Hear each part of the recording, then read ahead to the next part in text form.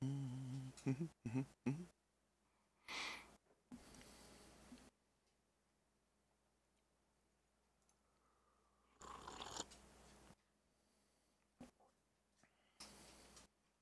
that one's working. And that one's working. Alright, we are up and ready and up to go. Alright. Let me finish setting this stuff up here real quick. Let's do this. Open recent, God of War. There we go. Oh, good. We're up and ready to go. What's up, everybody? Superior, what's up? Hamza, how you guys doing? Over in the YouTube land. How's things? Okay, that one's good, and that one's good. Alright. Last time, on God of War land,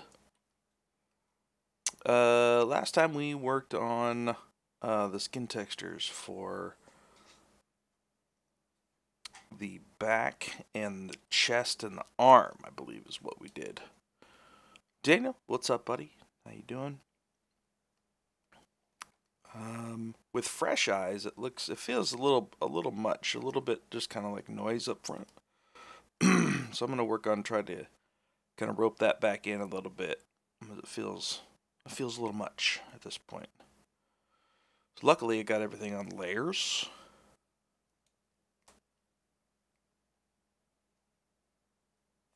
Which one was this one? Okay, I'm on that. There we go. I think that was a blank layer. That's this one. And it may be the front as well. There we go. Okay. And that's the arm. Alright. So what I'm going to do is... Joanne, what's up? How you guys doing?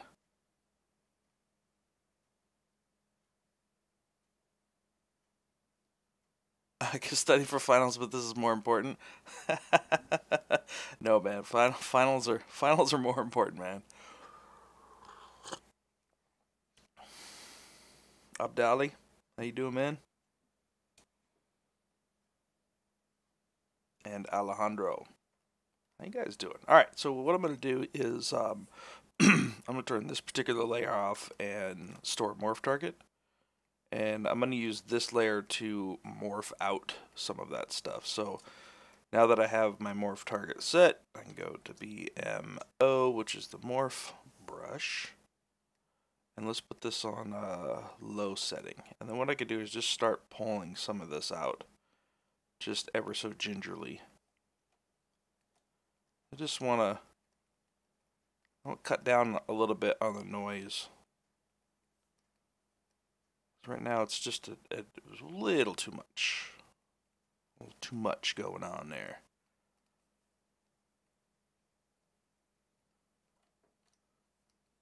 Like, feels good and all, but you know, when you step back and you look at something and your gut's telling you, I don't know. You should listen to it, you know, especially as an artist. Listen to that gut, man. I think we're just gonna kind of continue with some of this detailing, this kind of high-res, fine tertiary detailing today for him.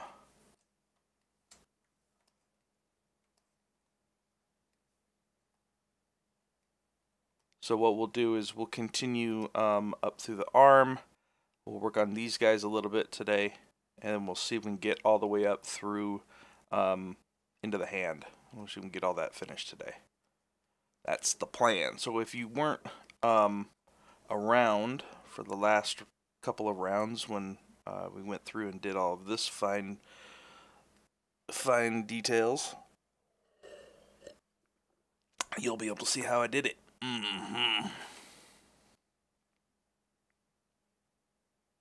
Alright, well let's get cracking.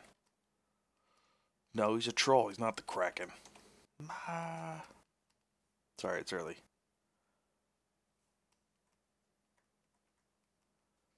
Alright, so I'm going to continue putting my base down. What I've been doing is I've been just using my standard drag rec with an alpha.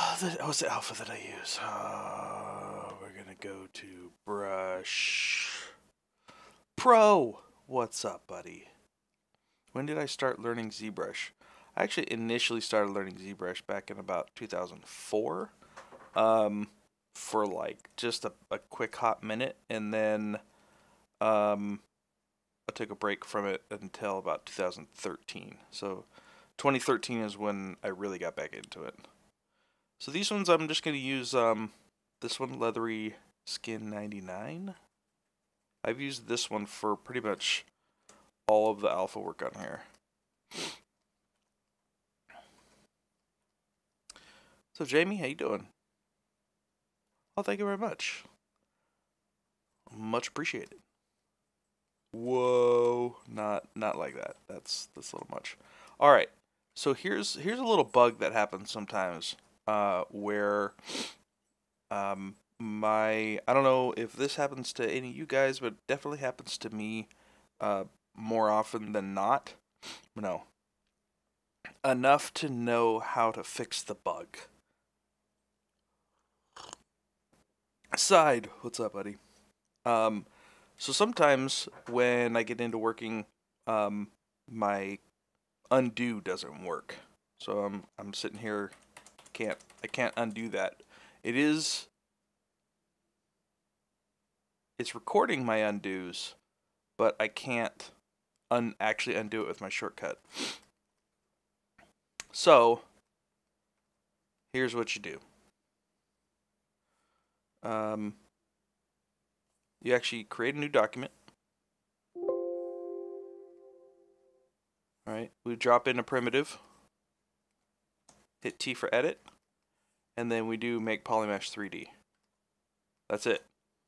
And then all you gotta do is, we can do this, and now undo works.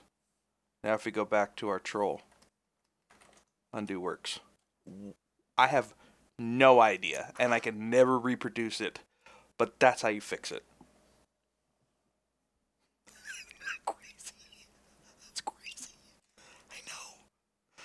I know. It's crazy. It's crazy. Alright, Superior. Take it easy, man. You get that with solo sometimes? Oh, that's weird. Yeah, so the way that I've found to fix it is you just create a new document, drop a primitive, do make polymesh 3D, and then it works again. Because when I first started working pretty diligently in ZBrush,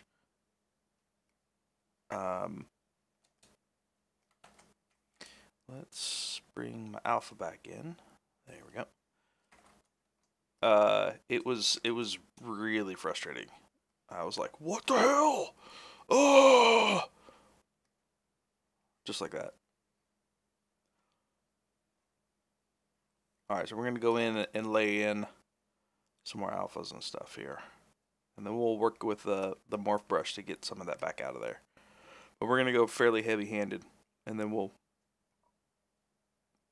pull back.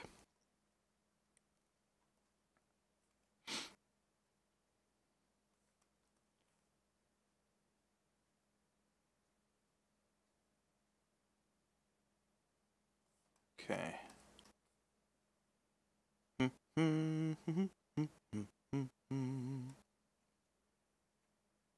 Yeah, you probably didn't get that bug because you don't use it enough, which means that you need to use it more. Shame on you.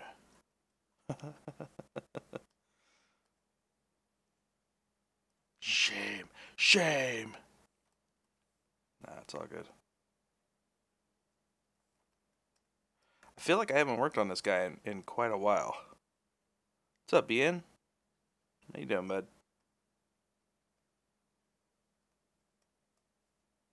feel like it's been a hot minute since I've worked on this dude. I'm kind of getting to a spot where I really just want to finish this guy and move on to something else. I keep watching like Ashley's streams and Brett Briley's streams, and they're like doing these fun things every stream. I'm like, I'm still working on the same dude. Of course, I'm working on a full character, not just like a bust or something. So, grass is always greener, right? It's all good. I get that bug and know that I'm experiencing enough. Yes, that's when you know. That's the day. That's the moment. Over. When you get that bug, that's when you know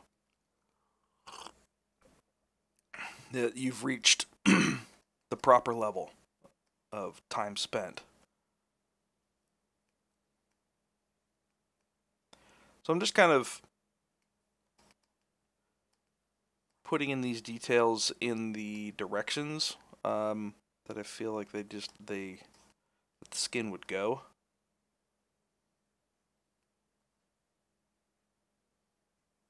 Maybe curve this one down a little bit.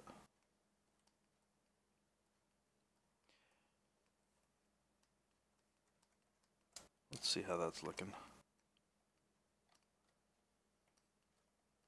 At this point, I've done this process a couple of times now, so I'm going to go through it fairly quick. But what I really want to do is just make sure that it's familying with everything else. I'll make sure that it looks the same. That I'm not doing some kind of crazy other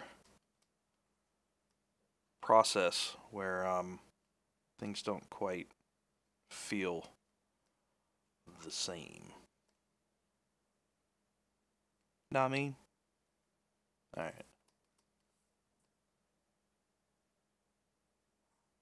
We'll do this way.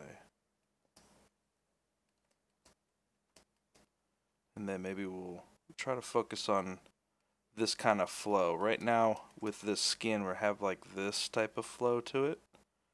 Right, as he's kind of like lifting his shoulder, his kind of skin has this type of flow. So maybe we'll continue that kind of up through here, right?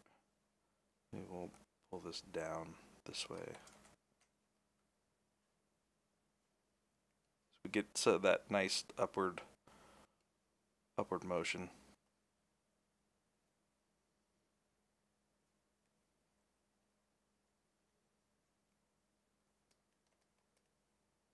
And then I'll go through and probably sculpt in the rest of that stuff.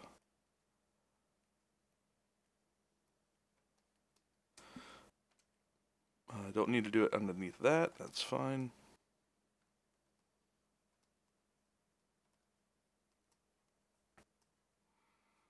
And this stuff we won't really be able to see, but I want to get it in anyways, just in case here.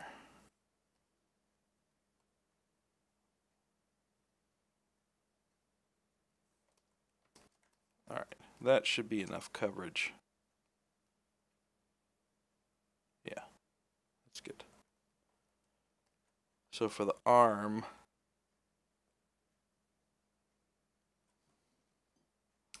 so over says, I have a scene with trees and forest as a background, but I feel like I could see past those trees. Should I increase the amount of trees, or should I do something else about it? I think it all depends on what your final output is going to be.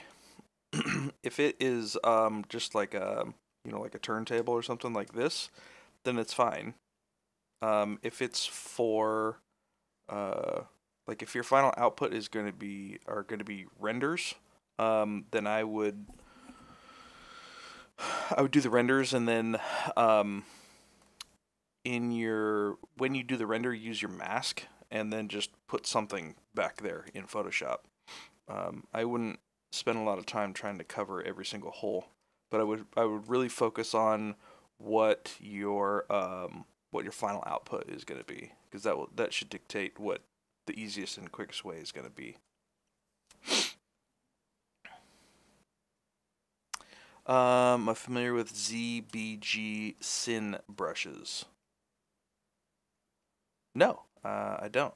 Pro, if you want to, throw a link into the Twitch chat, and we'll see what we can do. Okay, let's see what these were. All right, this was hand movement. These are deets and deets. I think we're gonna go ahead and we're gonna bake all that down because I'm happy with all that. So we'll do bake all.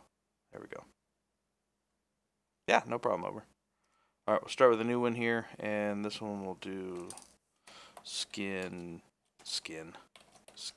deets. Oh, them deets. All right, so what I want to do is just start getting the same frequency here to match some of these sizes.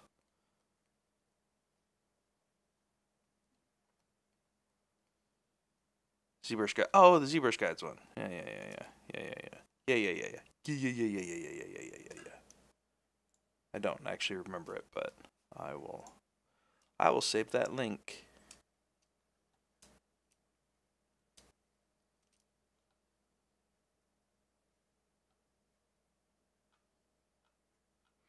Yeah, I've been using Bad King for like ever.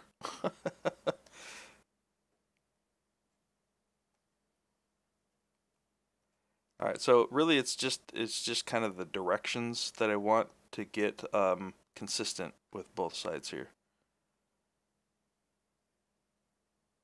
Pretty good. That's pretty good.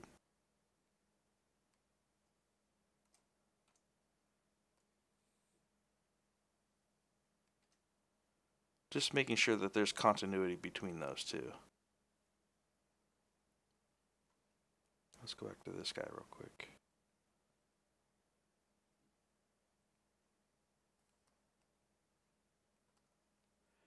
And I'm definitely going to have to go in and sculpt this area a little bit, but that will happen soon. Really just want to get some overall, the idea of, and the gist of what this is going to be. So then I can go back and just start making sure that all this feels the same.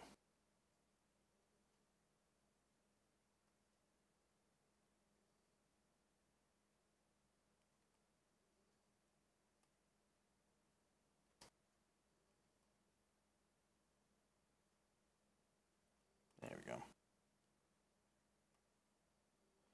So I'm going to be sculpting over all of this, so I'm not too worried about kind of the having the same patterns and stuff, or it looking, having similar shapes, but I'm also overlapping them, so it tends to cut out the sameness that you may get if you just focus on one of them.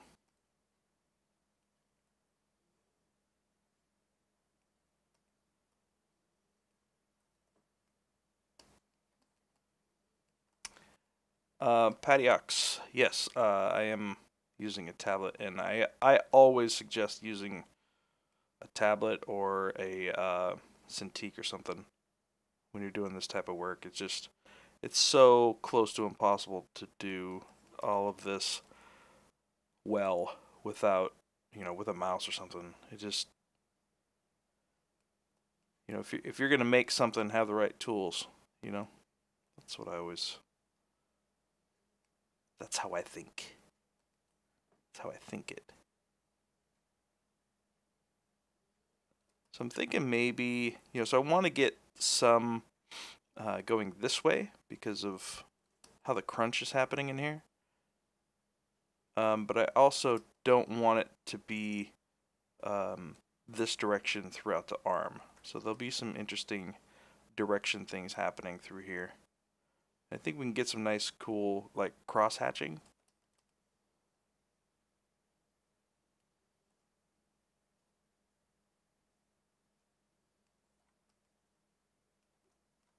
Yeah, skin is really crazy. Like when you get up there, there's so many times throughout the day, I'm just kind of sitting there like I'm waiting for something, like I'm waiting for coffee or something, or like I'm at work or I'm at a meeting or something, and I'm looking at my like hand right here.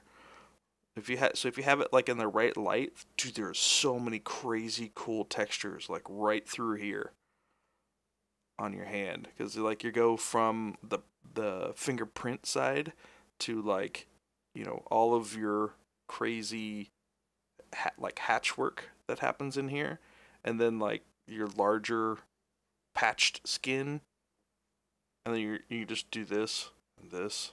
You're like, oh my god, look at all those crisscross folds happen. Yeah, that's that's me nerding out. I gotta turn on this fan. It's getting a little stuffy up in here.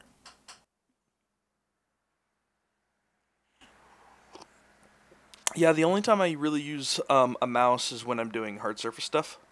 It actually comes in pretty handy.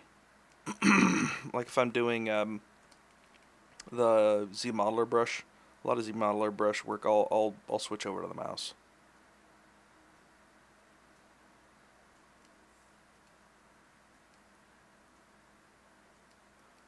What's up, Redrac? How you doing, man?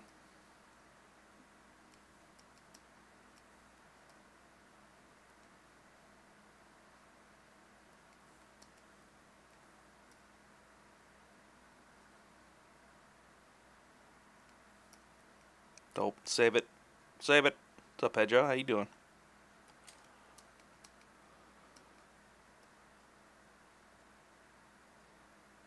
We get some cool cross hatching in through here.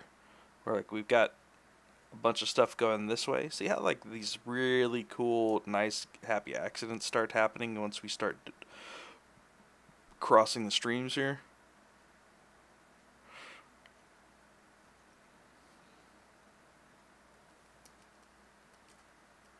Like that. Oh, that's so cool. It's so good.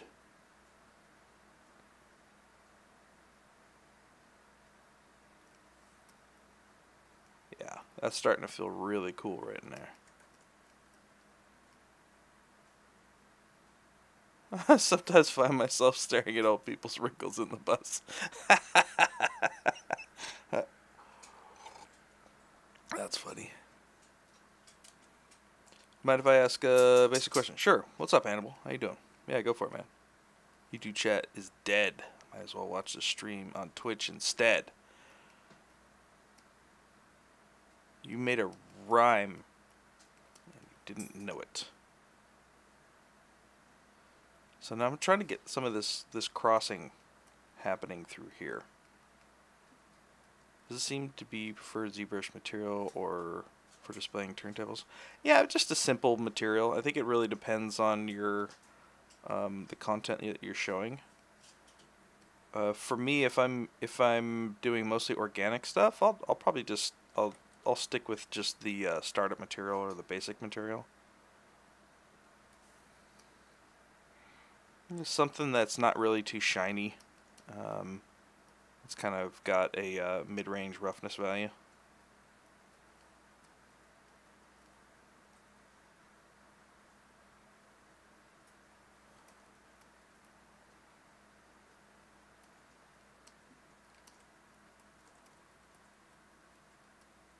What's up, Napuma? How you doing? From China. Oh, thanks, man. Skin deets. Gangsta layers. That's how we roll, man. That's how we roll. It's from the ghetto. From the ghetto. Alright, so now we're going to have, like, around the elbow area.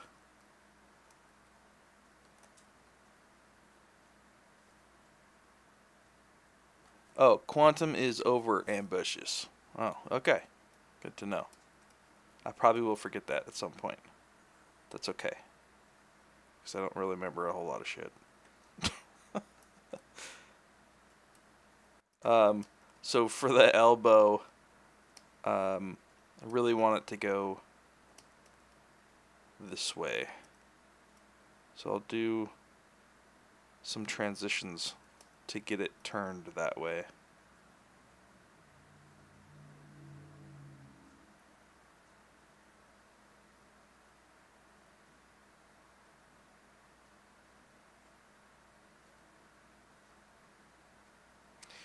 And you may want to look at like elephant knees, or some reference of joints with wrinkly skin. I've done this type of work enough to have a good idea of it. So do as I say, not as I do. That kind of thing.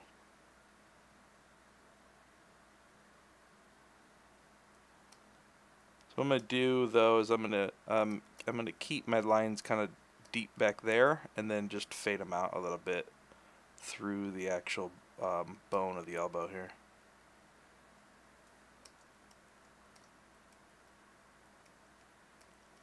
I will remember over time.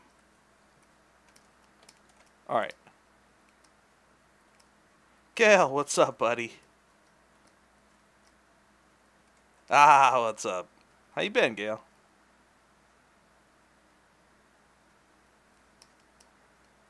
How's the life?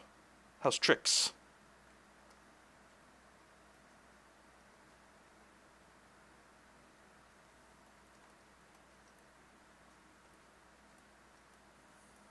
What's up, Mashabi? How you doing? Is there some kind of pattern generator script for this kind of work? I mean, I guess there's all kinds of creative, crazy ways to do repetitive work. For this though, I like making each one of these decisions as I go. So that I'm not a coder. But if you were a tech artist and you had some cool way of getting this initial stuff down, I'd be all ears. I don't know. I think I enjoy making each one of these decisions as I kind of lay things down here. I don't feel that this is tedious at this point. It's more about just paying attention to and giving the correct amount of time and attention to all these areas. And you, what's up? Well, let's see, what's up? Work's going good. Yesterday I turned 40. So that happened. I'm still alive. I'm starting my adulthood now, apparently. And to show you guys how much I love you, I get up at 6 o'clock in the morning to stream the day after my birthday, because I love you guys. I don't know if that's not dedication. I don't know what is. Do you find that details can be lost when moving to a renderer like Keyshot if you use a matte material like that versus basic material? Yes, absolutely. So for when you go into thanks guys, adulthood at 40. Yep. That's what happens. The day you turn 40, the elves show up and make you sign a adulthood contract. They're like, okay, it's time. You must sign this, or be forever cursed. No, what I do for considering what may or may not get lost in a render, I'd much rather put more detail in, and then fight with my render and fight with my final image to get everything that I want, than I would be to do it the other way. You know what I mean? But yes, it definitely will get lost. But I feel like if it does, then I just need to work on my rendering setup more. You know what I mean? I actually just turned 40. 40. It's the baby face. That's why I look like I'm 28 sometimes. But I've been around the block, homies.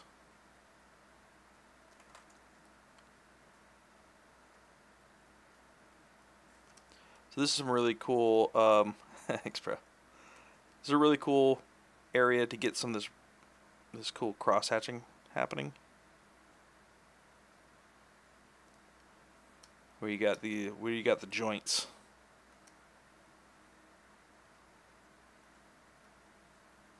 And I can pull a lot of this back with my morph brush later. I'd rather go in and yeah, that's a good question, Quantum. So I can't eat cookies now since you're an adult. That's a tough one, man. That's a tough one. I'd have to say, from this side of this 40-year-old chasm, I'd have to say that no, you can definitely still eat cookies. There's just a new level of guilt that goes along with it, you know, for having to work off those calories. You know, you're much more calorie sensitive. You definitely still eat them, but it's more like, oh, I probably shouldn't have 15 of these. You know what I mean? There's the workout guilt.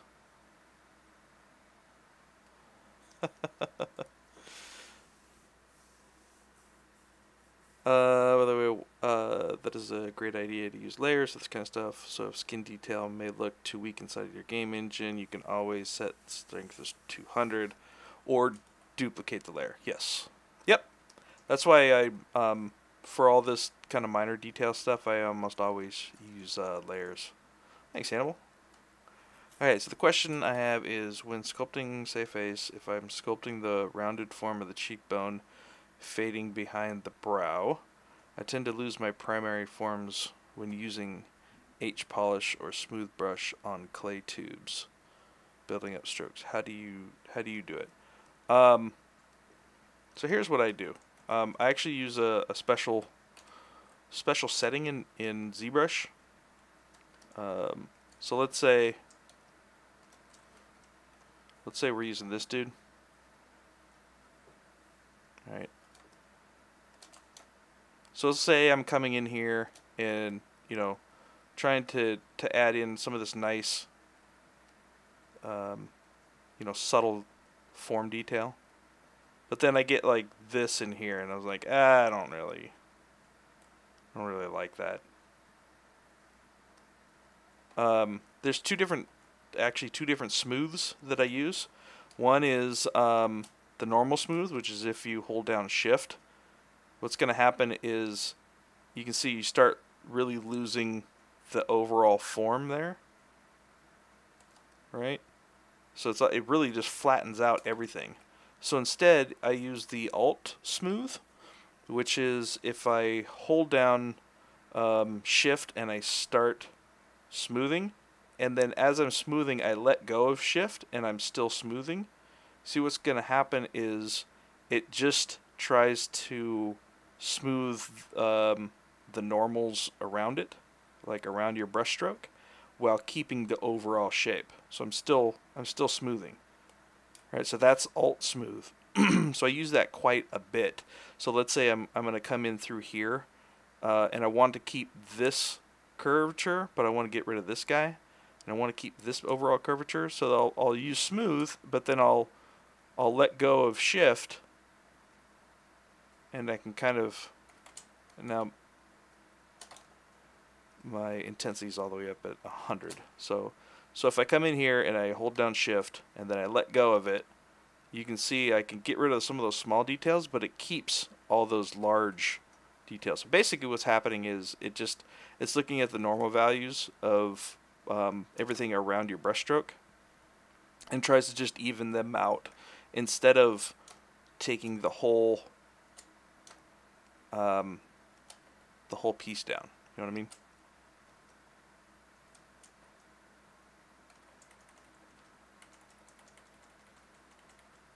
So that's what I do when I'm working on like smaller details like that, and I really want to keep the overall shape of something. I'll use no problem. I'll just use the Alt Shift, the Alt Smooth. I use it almost. I actually use the Alt Smooth more than I do the regular smooth. Oh yes, Alt Smooth is the best. If you ask me, 9 out of 10 people say that Alt Smooth is way better than regular smooth. Ah, it's amazing.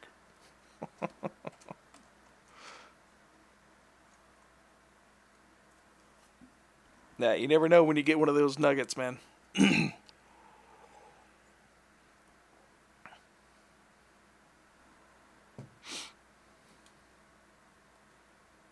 Yep, just let go of shift, bro. Just let go of shift. Just let go, man. Just let go.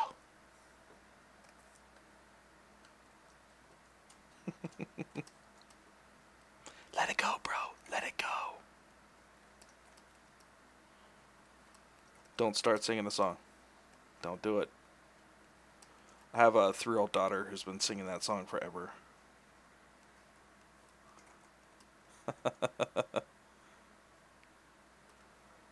It ends up getting stuck in my head for like 5 days. It's never fun. Never fun. Alright, so maybe get some cool cross-hatching going in this area here. Alright, you know what? I'm gonna come back.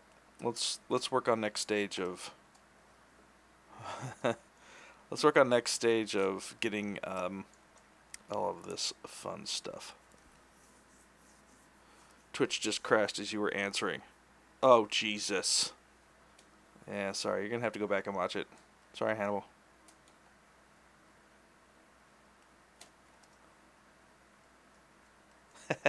Yeah, I was just yeah. Yeah, I was just Alt Smooth. I'm just messing with you. Yeah, I was just showing the difference between regular smooth and Alt Smooth. Alright, so now what I'm going to do is I kind of go back and start to get to this level of detail from this, right? You may come in and be like, oh, this looks awesome. It's just not there yet, you know? It's still lacking a lot of luster. Here's what I did.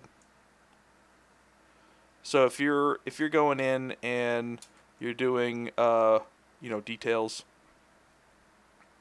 you want to keep a lot of the major forms that you're doing, you know, like all these nice actual forms, but you want to get rid of kind of the smaller noise. Then you can use your Alt Smooth. So if you hold down Shift and then you come in here and smooth, then you let go of Shift, it will try to keep all of your major forms and then just try to smooth out your normals within your brushstroke instead of regular smooth where it just kind of kills everything like this.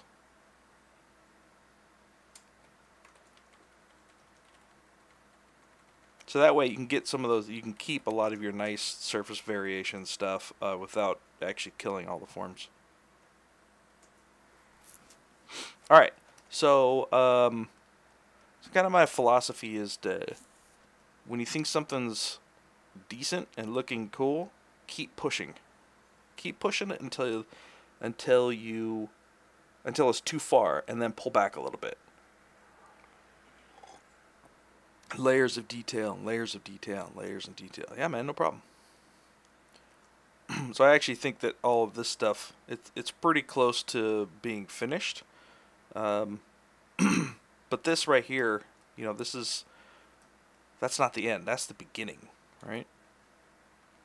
So the next stage of what I do is I go in and I pick out the areas that I want to emphasize. So you want us to suffer. You must suffer. Why did you do that?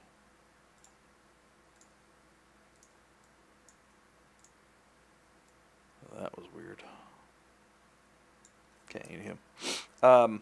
So I want to come in and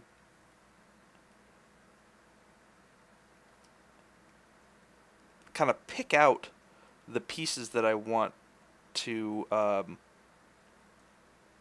of be more important, I guess what you could say.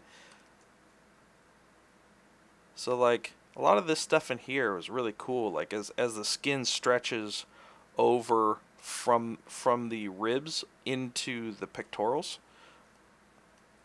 you really start pulling out some of these pieces and kind of making them stand out a little bit more. And because we got down those initial alphas, now it's just all these awesome detail in here, right? And I can just go through and pick out a lot of this without having to kind of come up with all the decisions myself, right? So it helps me make those cool decisions.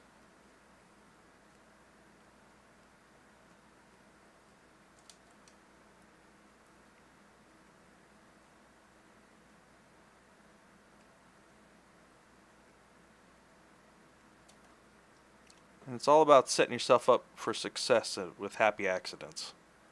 So you can't, you can't go through and really direct every single one of these interactions. You really have to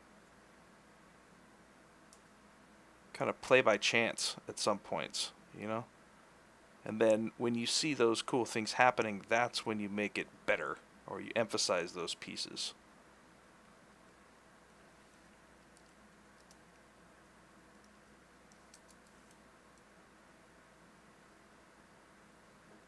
Those armpits.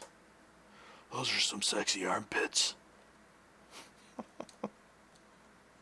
Let's take that off material. We don't need material on that. Alright, and some of these kind of coming across from the ribs to the abs. So this is one of the steps after the alpha goes in, and the second is starting to pull this stuff out. Right, so I usually go and bounce between using my dam standard to push in some areas and the inflate brush to take those areas and really just pull them out like this. So I'm gonna spend a little bit of time going back and forth between these and just kind of work on some of these areas. Like, this is really cool how like some of the skin moves in between your larger shapes. And maybe these guys are going to do the same thing. Alright, it just really breathes a lot of life into the surface once you start getting these micro details in.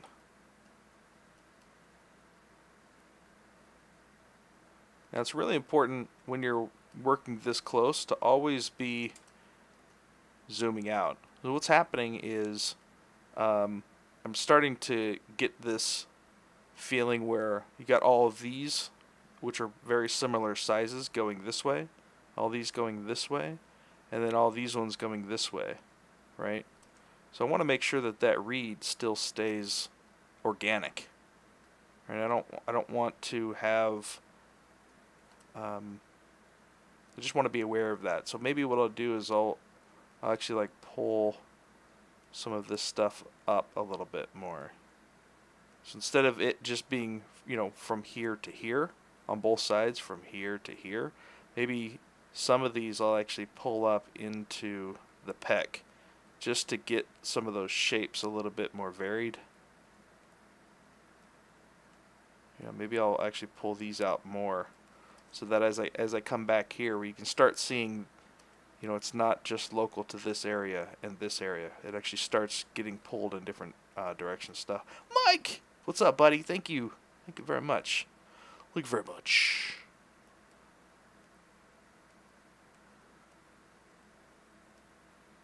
Right, and then down here, there may be more more sag in the skin, right? You think about gravity and how it acts over time, and how different the skin moves in different directions over time. Probably what I'm going to do is actually use a little bit of gravity.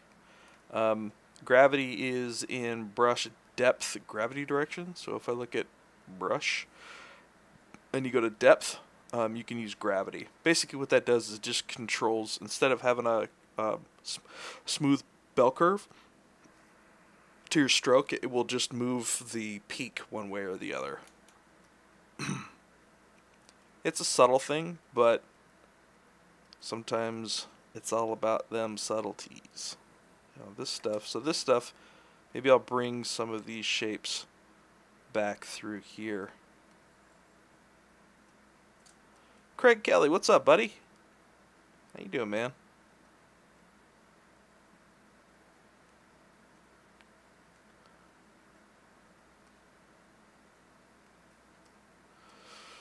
One thing that ZBrush could use would be a feature that will allow you to work on multiple views, at least 2, so that you can work on the detail pass entire sculpt.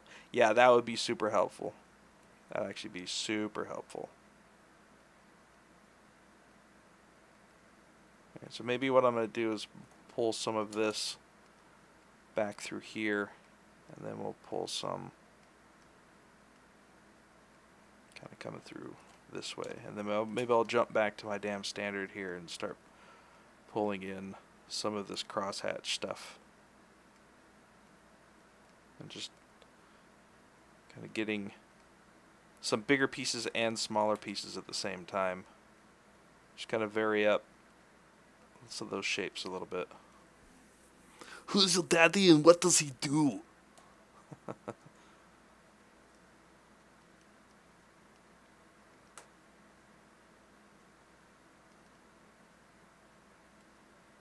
Alright, so just go and emphasize this stuff a little bit more. I'm dreaming of ZBrush becoming a production-ready grooming tool for VFX. Oh, that would be cool. Where you can not only export curves, but also import them back. Ew. Get to the chopper! What are you doing, gal?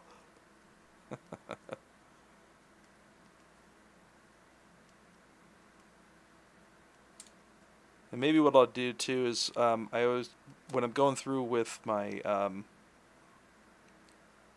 dam standard pass, I'll try to vary up the size of my brush too, so I can vary up this curvature from the deepest recesses to the high, right? So it's not just the same curve happening, that it actually has some variation in there. Like this stuff is cool, how it kind of comes up this way. Maybe let's make this a little bit more intense. Intense.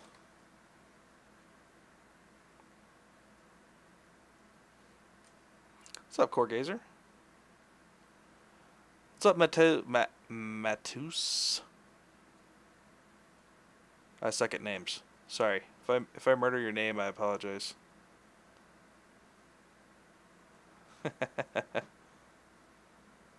All the love.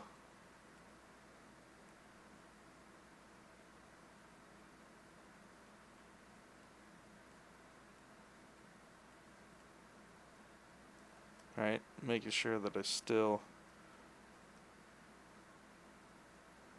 So this shape is a little bit weird right here.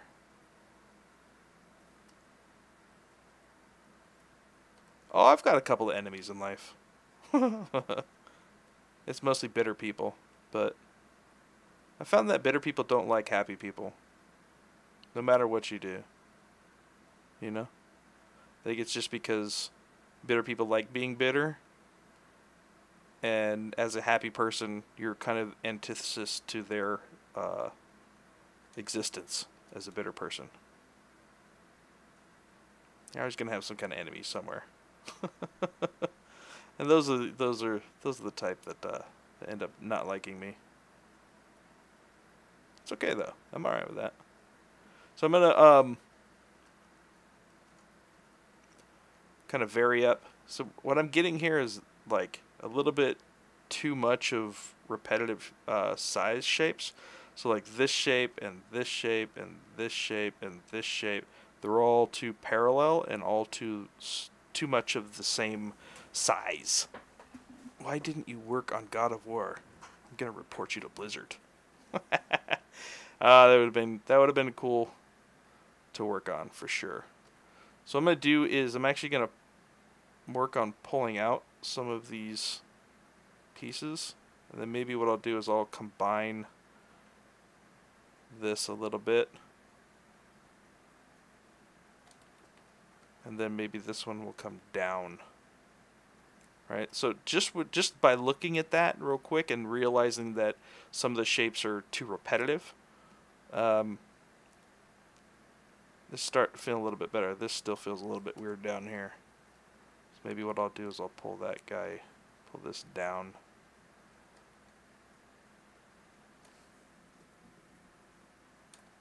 Enemies at level 1. Level 1 bullies.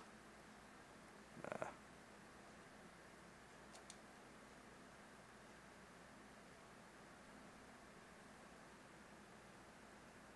We'll pull.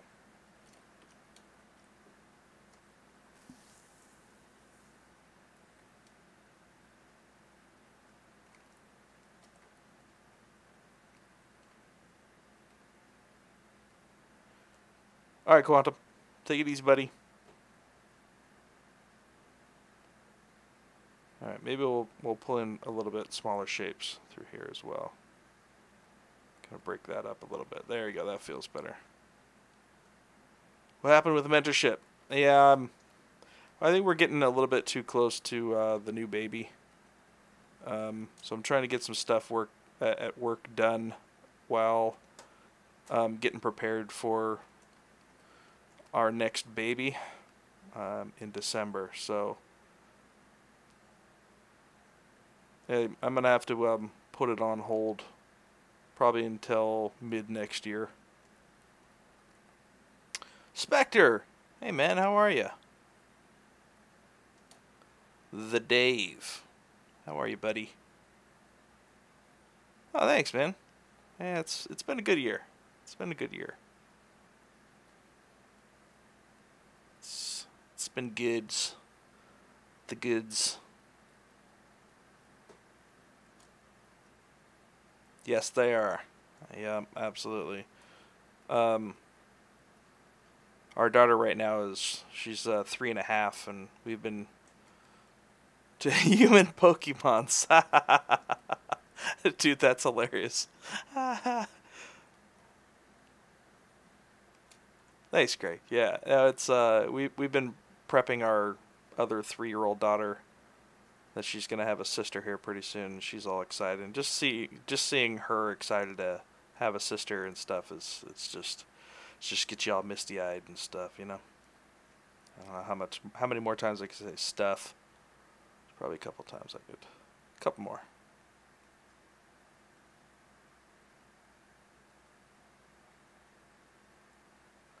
So I think with the preparations that, you know, I'm kind of needing to do for that, plus work is pretty busy lately. I got to a point where I was like, I don't think I can give enough time to the mentorship stuff in order for you guys to get everything that you need out of it. So it's still on the back burner. Probably we'll pick it up sometime next year, maybe mid-year. Yep, new playmate.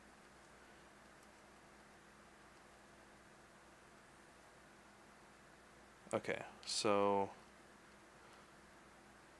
this is feeling better. That's actually feeling kind of cool in there. So let's go back to inflate real quick. Let's cross some of this. Bring some of these shapes into this secondary shape.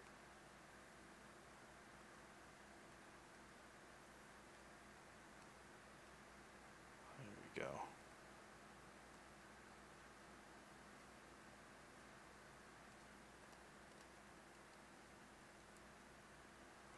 Yep. Player 4 has entered the game. Alright, Gale. Take it easy, man. Thanks for dropping by, dude. Hope everything is well. Hope everything is well.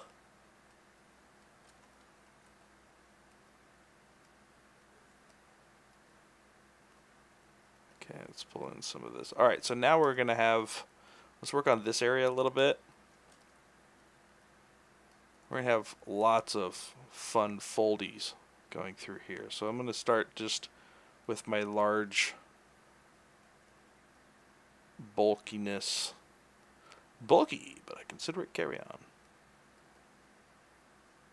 So maybe we'll have some big pieces and some small pieces.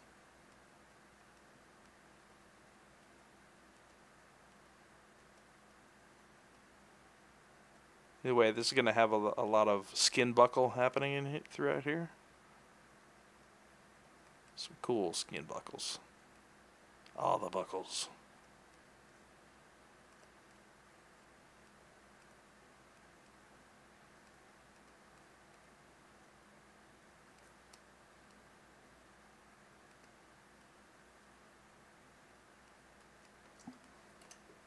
Alright, let's see what we can do in here. Maybe we're going to have to put in some deeper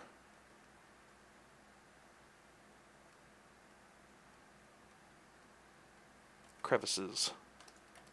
Crevi. Actually, maybe what I'll do is I'll go back to my... There we go. Maybe we can get some cool stuff happening now.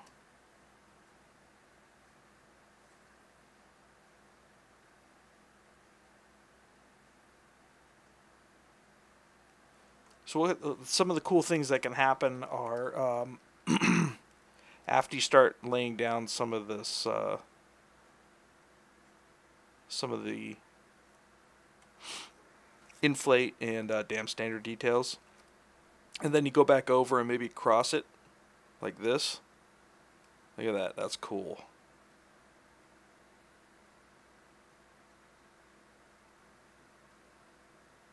Maybe a little bit much. Maybe try down. Down. Nope. Maybe this way. There we go. That's cool. So just combining a couple of different processes together really get you some cool stuff.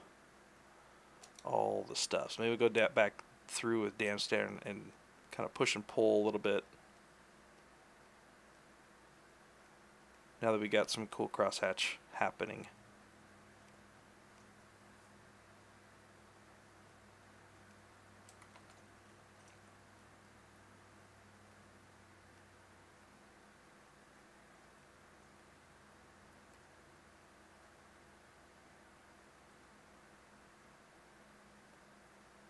This is my zen right here. All this detail, oh, I live in this detail. So good.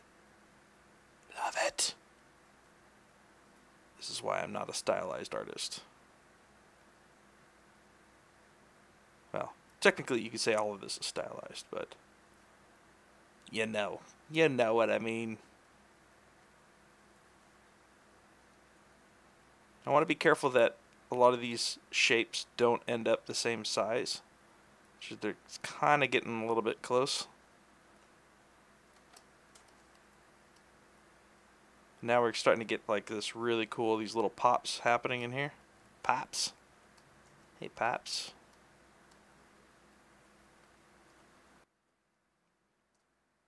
See how that's feeling. Yeah.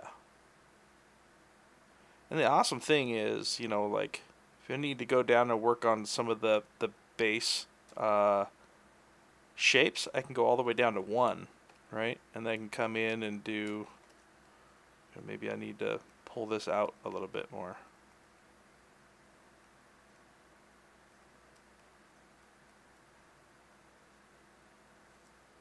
And then head back up to 4, right? So I can, that's the beautiful thing about having subdivision levels. Maybe I can just pull this out just a little bit more.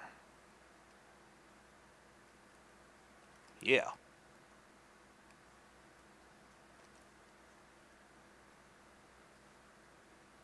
Actually, I think that's a little bit much. So I want it to have a nice kind of juxtaposition between the mass coming out more on this one, and as you pull, because as you pull your pec back, it actually flattens out here. So it's actually better if this is flat, at least more flat than what this side is. You know what I mean? Do you know what I mean? It feels more natural. You feel a little bit more of that actual pull. Alright, let's work on this a little bit here. This is feeling good. I'm feeling it. Okay, we focus on some main pieces. So I want some of this to kind of come across. Maybe what I'll do is go back to my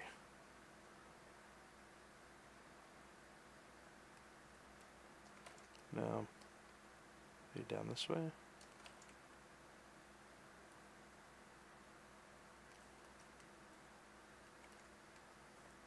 Yeah, there we go. Alright. Let's pull some of these pieces in a little bit more.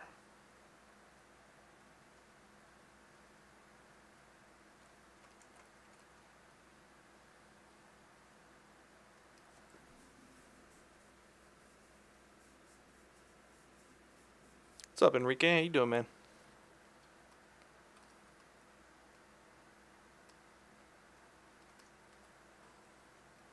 How the heck are you?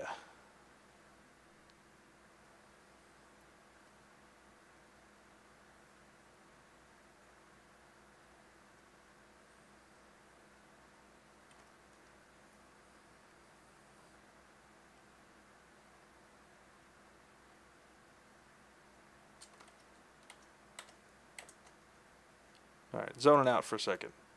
I'll be right back.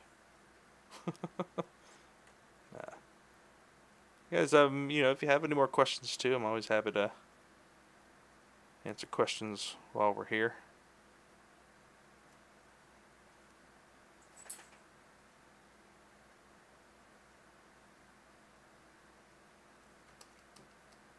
Okay, that's feeling correct, and we'll go in with our inflate now. I'll pull some of these areas out.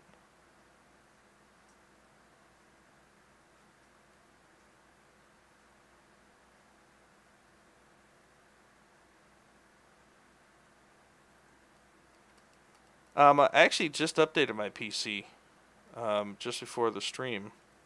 Well, over the weekend. I'm actually running a i7 8700K. Only running 16 gigs of RAM. 1070 GTX. Yeah, that's about it. That's about all the important stuffs. All the importance. Rizom UV. I mean, honestly, with the game pipeline, you can really do your V's almost anywhere. I always suggest work with whatever is the quickest and easiest. Because you could just, you can just export it with your OBJ or your FBX file. I actually use Modo for all of my UVs. But feel free to throw up a link in chat if you want, man. Hi, how do you know when your imported mesh has the correct scale size to sculpt on? That's a very, very good question. Typically what I tend to do if I'm trying to do something to a specific scale is I'll go into like Modo or Maya and create just a box that's the the size that I want it to be. So if this guy's like actually, if I want to sculpt him to actual scale, I'm say like, well, this guy's 20 feet tall. Then I'll just go in and create a box that's 20 feet, and then I'll sculpt him to that scale. So I know that my scale is correct in Maya or my core package.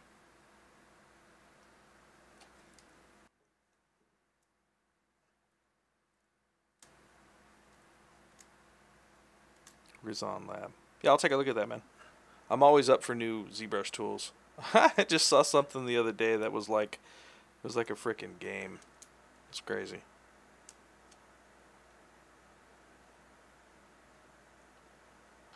Yeah, I'm always up for new UV tools, for sure. Yeah, I'll take a look at that after, man. Yeah, his foot really bothers me though. Thanks, Andy. Appreciate it. Are there any ZBrush books you can recommend? I have been reading Madeline Scott Spencer. Okay, that's a good one. Books which are great, but I need some more to add to the list. Are you looking for a book, like a physical book specifically? Or are you just looking for content? Yeah, the Tetris one the other day that was on Twitter. Yeah, that one was really cool. If you don't know what I'm talking about, you can go on my Twitter. Just Mr. B Banks at Mr. B Bengtson. You can see the post on there. It's pretty funny. I think it was just messing around. I don't actually think that was a real tool. It would be cool, but yeah, no problem, Greek. No problem, bro. Brosep. Brosep?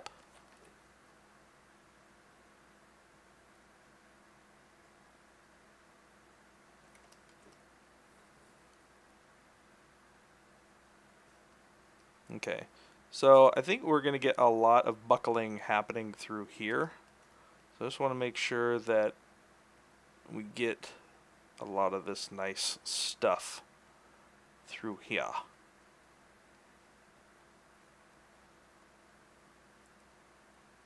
We'll definitely have quite a bit through here.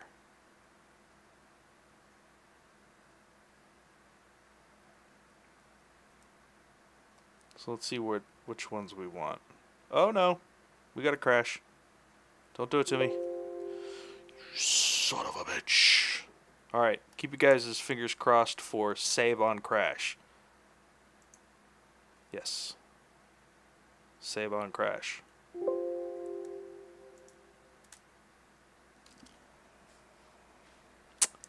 Awesome.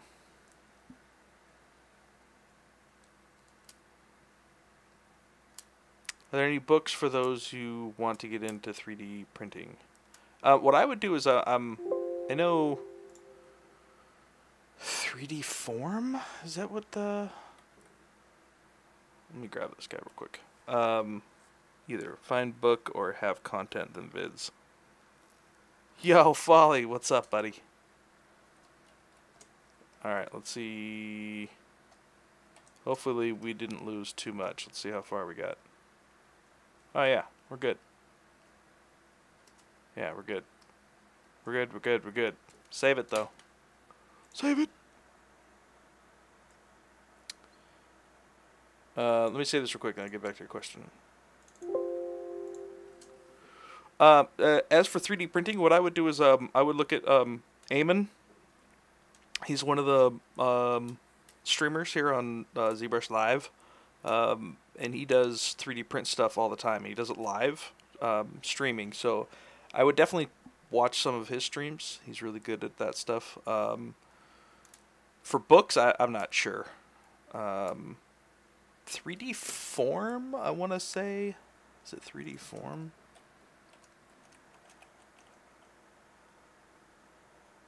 Classes? No. What is it called? Form 3D? Maybe that's it. Form 3D.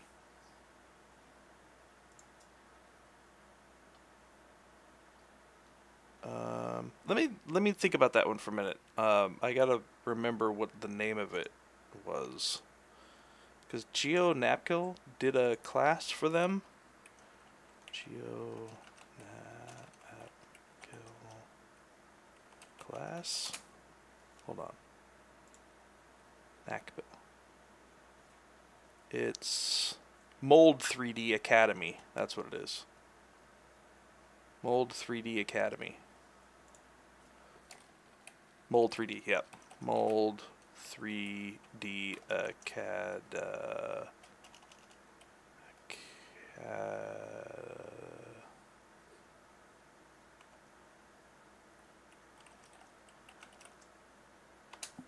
Mold3dacademy.com. Yes, that's the one. So Mold3dacademy.com is a really good resource. You can also look on ZBrush Central and Z Classroom. Have some printing stuff specifically for 3D or for ZBrush. You can look at those as well. No, I do not use HD geometry. I do not. Nay, I say. Nay.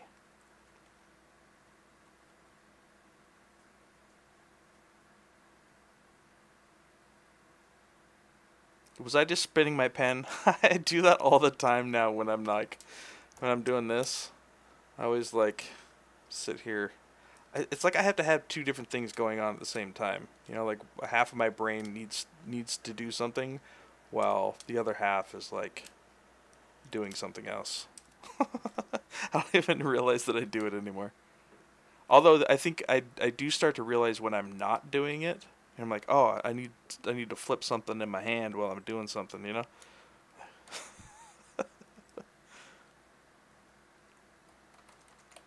All right, let's get back to this here.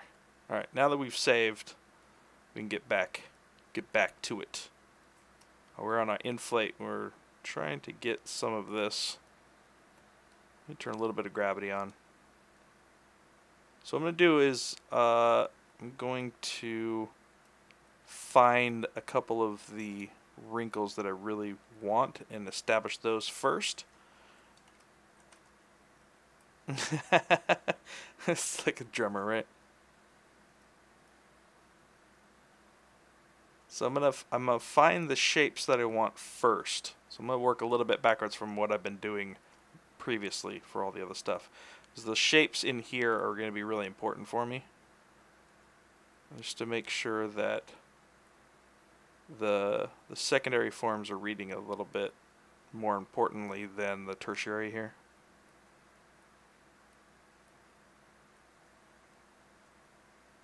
So I'm going to get this just correctly. How you doing, Polygon? By the way, guys, if you don't know Polygon, I don't know what's wrong with you, why you don't know him. But he is another ZBrush streamer. He does some really awesome character stylized stuff. So if you get a chance, check him out, man. He's got some really cool work. When are you on ZBrush next, Folly?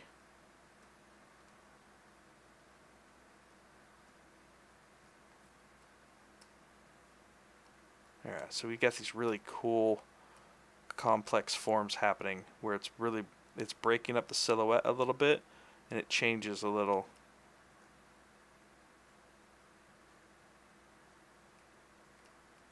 As it goes through here. Tuesdays at 3 p.m. Pacific Standard Time. Nice. If you'd like to check out any of his past streams, you can go to ZBrushLive.com and just look up Polygon and you take a look at his page, and he's got some cool stuff there.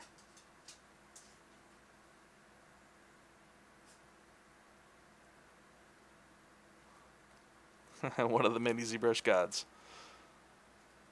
Hey, he's pretty good. Yeah, he's pretty good. Yeah, he's pretty good. He's got all that stylized stuff, like, hands down. Like, super controlled shapes and, like, planning out things. It's very different from how I work, when I just kind of throw something at the wall and just sculpt the crap out of it and then wait for it to feel right.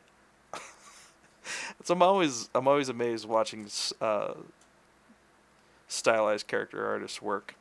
They're just so precise. You're like, oh, we're gonna make this shape.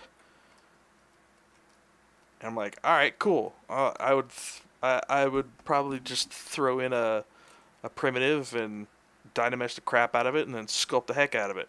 And the stylized guys are like, oh, we're gonna crease this edge, and then, we're gonna add a little bit of geo over here. We'll add another. I'm like, what? Wait, how do you even think like that?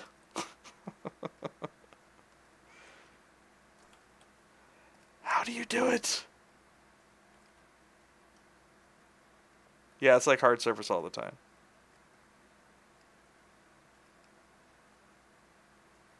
Three hours later, check out this dope sphere.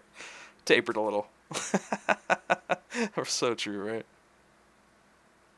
I like everything is so controlled.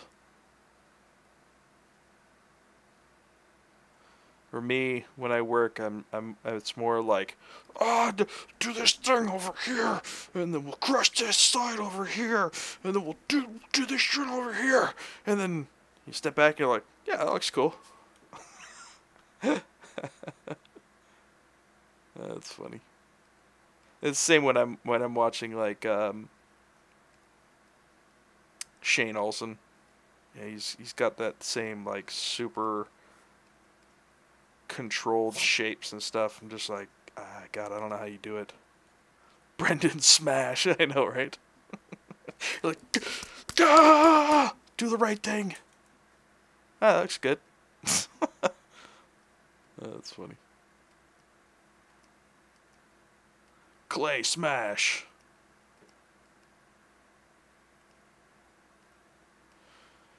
It's funny because, when you get some people that kind of look at this level of detail and they're like, oh my God, like, stylize would be so much easier. And I'm like, no. Nope. Negative, Ghost Rider. That pattern is definitely full. Like, every single little line and shape is, like, highly designed. It's like, nope. If that's for me, that would be way more hard. Way more harderist.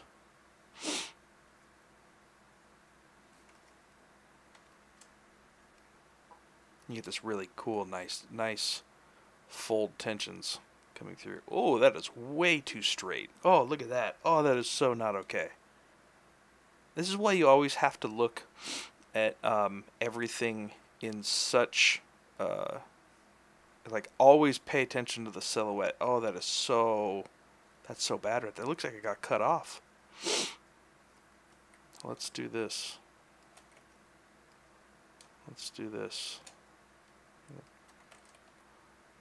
Pull this in a touch and pull this out a touch. So we're just gonna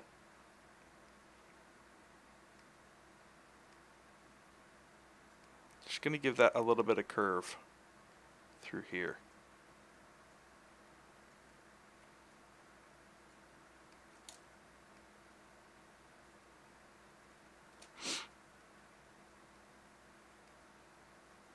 Oof. It's a little bit better.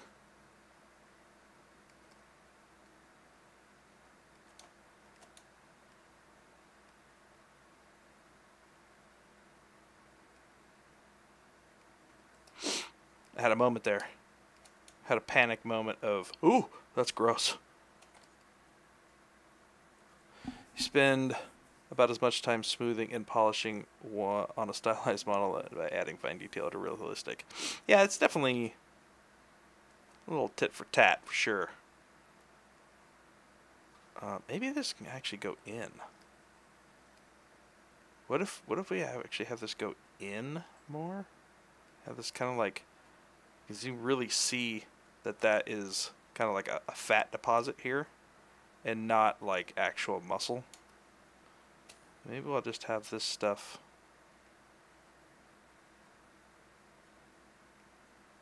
come in like that. Yeah, maybe this. Maybe what we'll do is we'll pull this out. See, I'm all about trying to get like these nice compound shapes where when you look at a silhouette, it's comprised of not just shapes that are on the plane of the silhouette, but shapes in the foreground and the background of the silhouette. So what does that mean?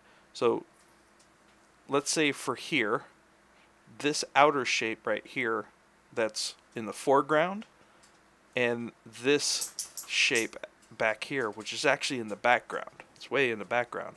But at this angle, right, so this contributes to the silhouette and then dives into the overall model.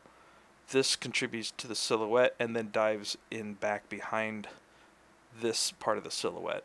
So what I always try to do is I always pay really, really close attention to how my silhouette shape is made, and I try to get as much of those compound shapes making the silhouette as possible, so that as you turn, you get these really cool things happening where, like, so here, let's see if I can make this a little bit smaller. This silhouette is comprised of this shape in the foreground, which actually comes into the model, right? And this one back here, which ducks into the model back there, right? So you get kind of like this depth action happening to create the silhouette. I call them compound silhouettes, but it really helps the dynamicism. The dynamics. The dynamicness.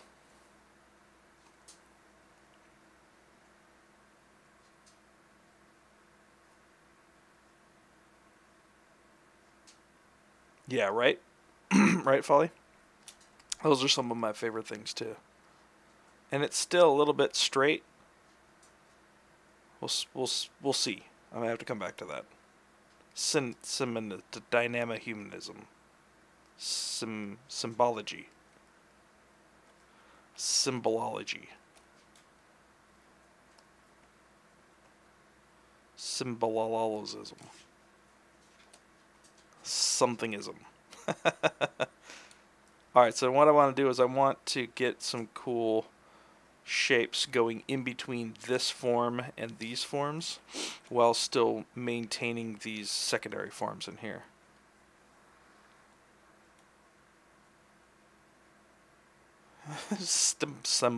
Yep, dynamicism. Yeah, Joanne, you got it. The dynamic dynamicism. It's them verbicular skills, bro. Verbicular manslaughter over here.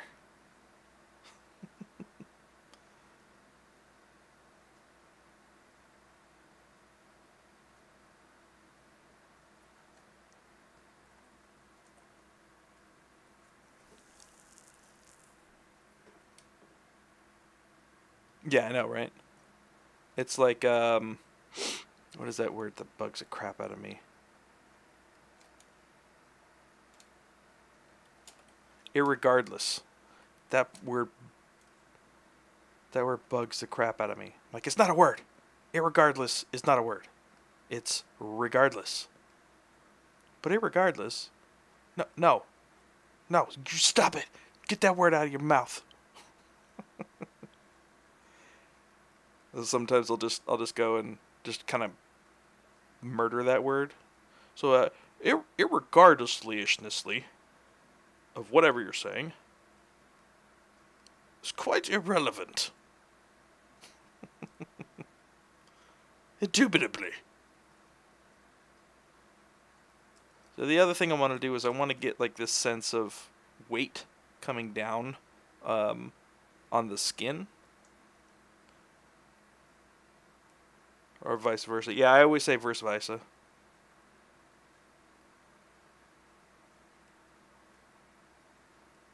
So I want to make sure that I have some of these horizontal pieces coming through here. So I really want to get this overall sense of the skin just falling on top of itself coming through here.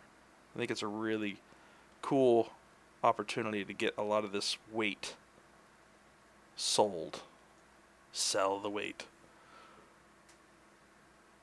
Yeah, I'm not even gonna say that one. It's like God, what is that word? Hold on, I'll get back to that word. It's like the longest word ever. It's not supercalifragilisticexpialidocious. It's pneumo-ultramicroscopic siliconeconiosis. That's what it is.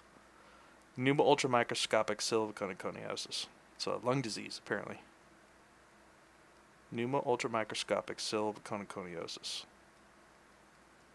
Say that 10 times fast.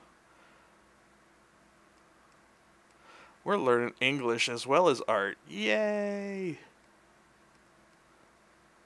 Far be it from me to be the English teacher, though. I hated English. God, I hated English. So I think there's actually two types of people in the world. English people and math people. Most people fall into one of those two categories. Me, I'm a math guy. Very, very much a math guy. The thing I love about math is there's one answer. One. Is it correct? Is this number that number? No. Then you did it wrong. Go back and find out how to do it. There's no like, oh, well, you know, I feel like the answer should be, you know, in my opinion, the answer is a 32, you know? And I'm, you know, because it's my opinion, it's the correct answer to me, you know? Dude, yes, pneumo-ultramicroscopic siliconeconiosis. Yeah, it's a thing. It's a thing. Look at that word, dude. Pneumo-ultramicroscopic siliconeconiosis. Siliconeconiosis. Yeah. Is that my Keanu impersonation? No, this is my Keanu impersonation. Ready? Whoa. Whoa. That's my Keanu.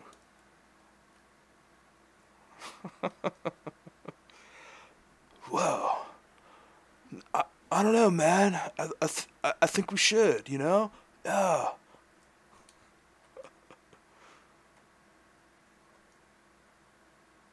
Yeah, right? I was channeling my inner Keanu. Of course, that was Ted, or was it Bill? Ted. That was my Ted.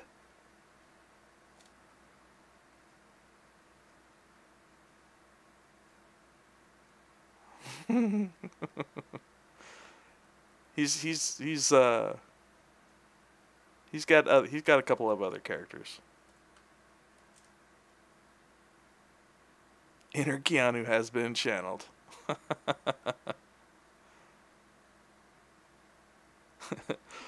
69, dude.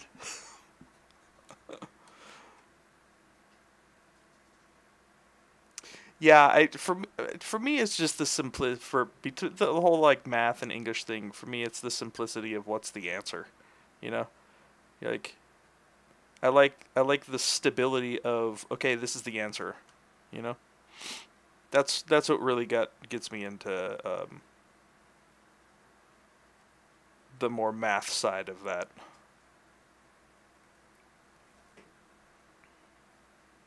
So I'm going to push these crevices a little bit deeper through here so we can get some kind of harsher shadows going through there. What's up, Z-NATO? How you doing, man? That was totally Ted. Yeah, okay. Socrates! A great movie.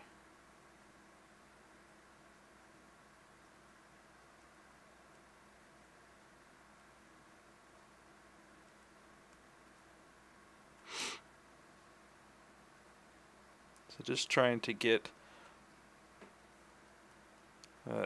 that reed there.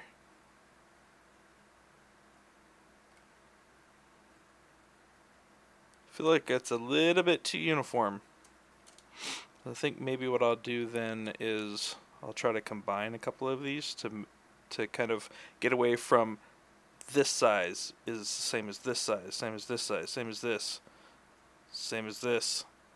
Maybe what I'll do is I'll make this one large one here.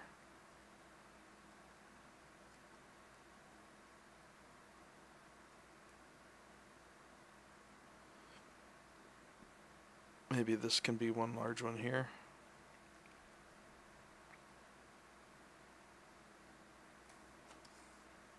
It feels a little bit more natural as we get some of these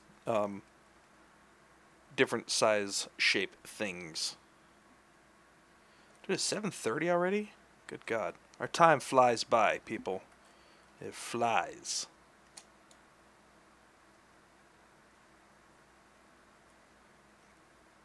I'm just going to try to get a little bit more large valleys and kind of vary up the overall depth of some of these. I feel like it's still very surface level.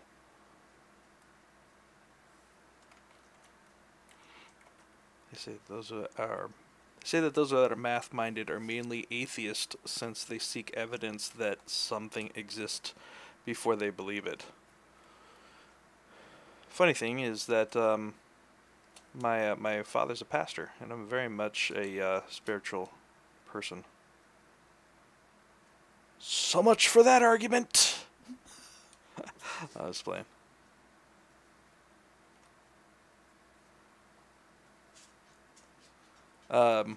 Yeah, I could see that argument though. All right, what I'm gonna do is I'm gonna go back down to 1, and then I'm gonna pull this shape out a little bit. I will need this a little bit more rounded. So I'm looking at the values of this shadow and the values of this highlight. Z-NATO, make a full series of anatomy tutorials like you started the one you make on your stream. This is just a request. Your mission, should you choose to accept it.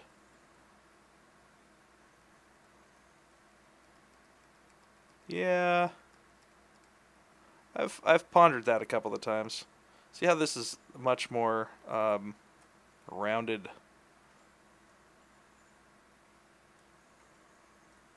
Yeah, no, I'm just messing with you. I'm just messing with you, man.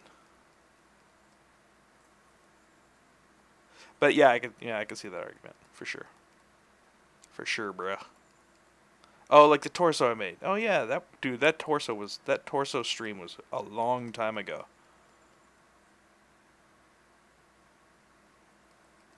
A long time ago. I've had so many requests to do more of those though. Maybe one of these days.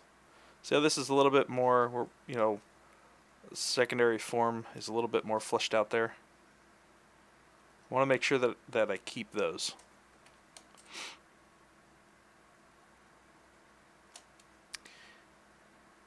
Yeah, maybe I'll do another one of those pretty soon. Maybe I'll do like the arm or something.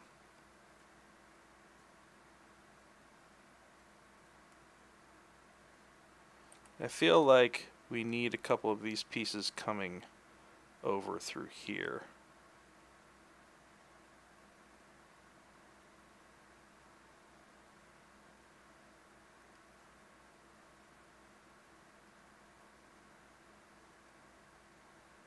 To kind of start unifying some of these shapes with some of this. Now we can pull this guy out quite a bit.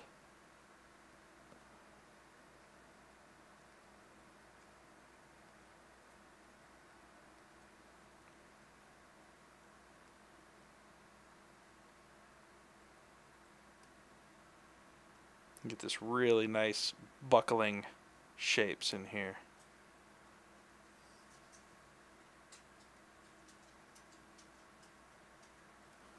How's that feeling? Yeah. Starting to feel like a lot of this skin weight is actually pushing down on that right there. Feels good. Feels good, man.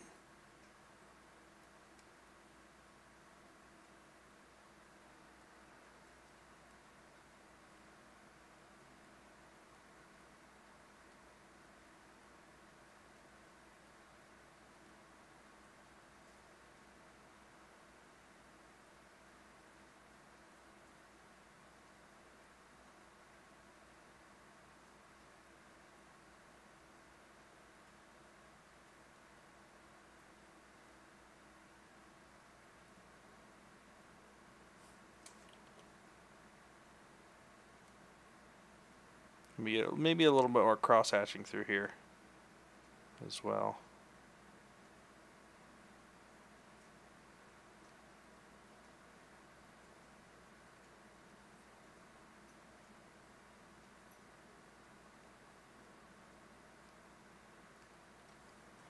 Starting to feel pretty cool back there. I dig.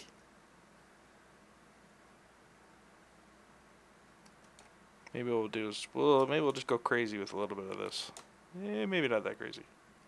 Maybe not that crazy. Maybe we'll pull some of these out quite a bit.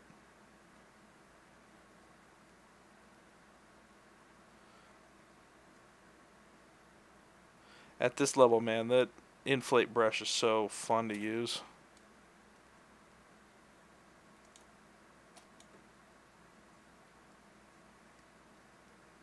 So much awesome stuff happening.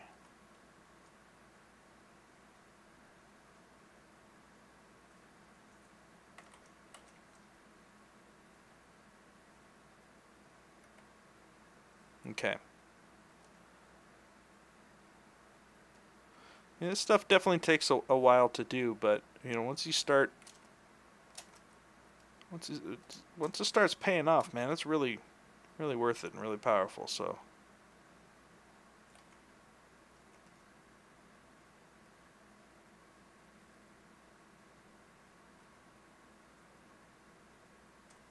parents say that this doesn't have any scope for earning or making a living out of it. That's entirely false. I am a working character artist, working professional character artist, and I'm raising my family based on this type of work. So there's a lot of money. Actually, video games have become more. There's more revenue from the gaming industry now than there is from the movie industry, and I think it was like almost every other entertainment industry out there is video games makes the most now.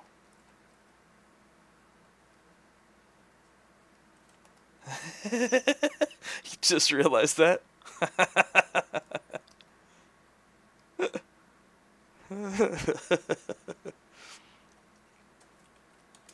It's been that way for, Jesus, almost a couple years now, I think. That's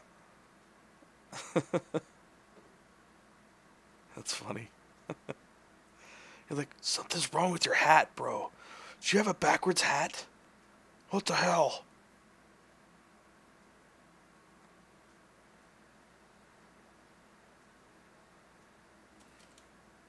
All right, let's get some pieces coming through here. Sure, man. Yeah, there's a lot of people making a professional living from this type of work. There's a lot of different industries now that are active.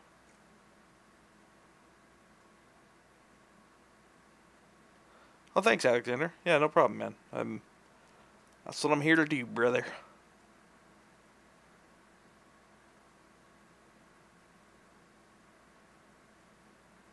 Now you can't stop staring at what else is mirrored in my image, huh? Are you trying to read all the little stuff on my skulls back there?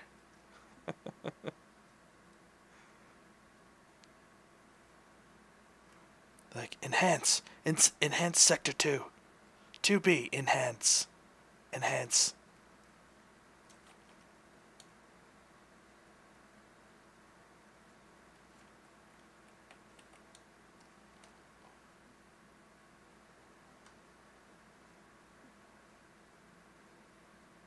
You just realized I have a skull poster.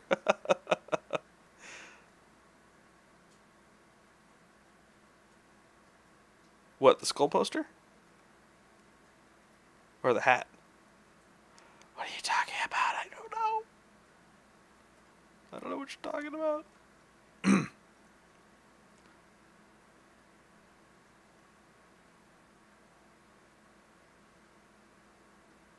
Oh, okay, yeah.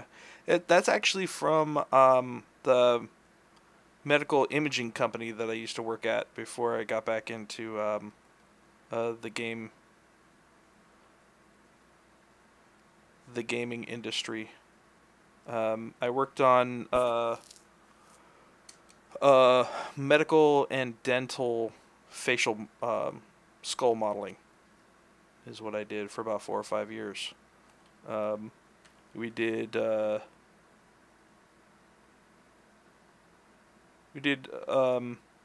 medical imaging. I mean, treatment planning software and modeling for facial reconstructive surgery, oral surgery, orthodontics, and like what they call 3D analysis or cephalometrics, which is in orthodontics. What they do is they track different relationships between different landmarks in your head and their relations to each other in order to quantify growth patterns and predicting future problems. So that's also stuff that I did. It's fun. It's kind of fun. Is there a lot of work in medical imaging? Yeah, there's tons of work in medical imaging. Tons. Probably more and more every year too. They don't quite adapt as quickly as like the gaming industry does, but there's tons of work out there, and it's usually good work and it's consistent work, and it pays a lot better.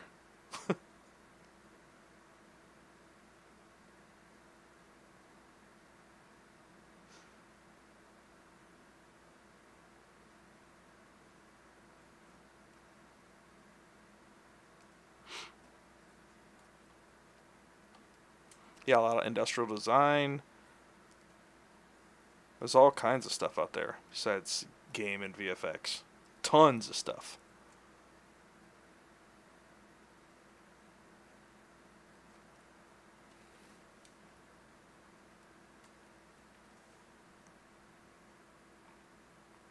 Yeah, I mean, most of the industry is kind of centralized through entertainment in games and movies and stuff. But there's a lot of different stuff out there that uses this. Um, Archaeology actually does. What's up, Spruce Root? Thanks, man.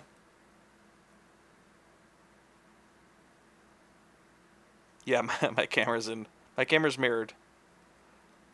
It's basically a design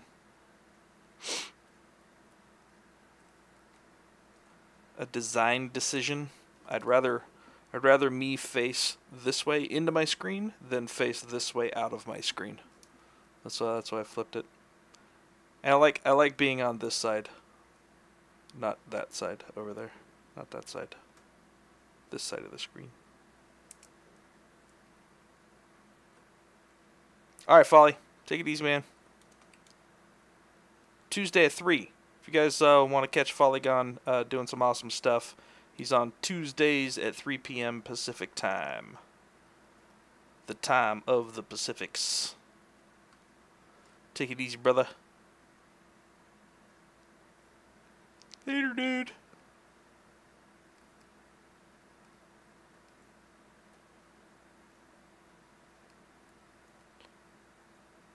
I'm gonna try to unify some of the things through this side over here, where this is all kind of getting scrunched down. I'm gonna try to bridge this main shape with this main shape with this main shape. I'm always in HD.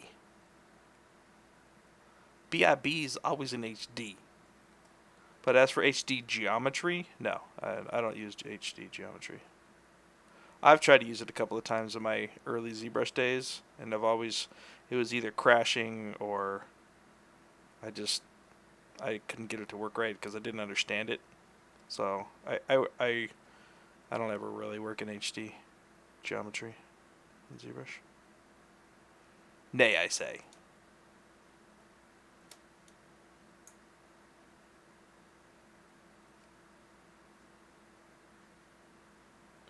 There's been a big resurgence with HD geometry that Chris Costa has been using it. Actually didn't, it really didn't get mentioned for a long time.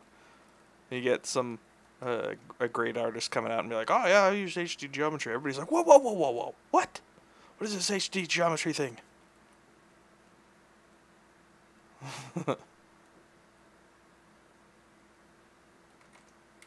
Hey, if you can get it to work, man, it's what you create, not necessarily the tools that you use, except for when it's ZBrush, because ZBrush is the tool. I'm also not paid by ZBrush. I do not get funded by them. That is actually my personal opinion and not a paid opinion.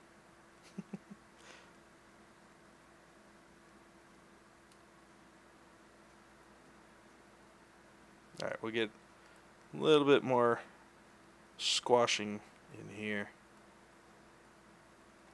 ZBrush is king. It is. It has demolished every other similar software.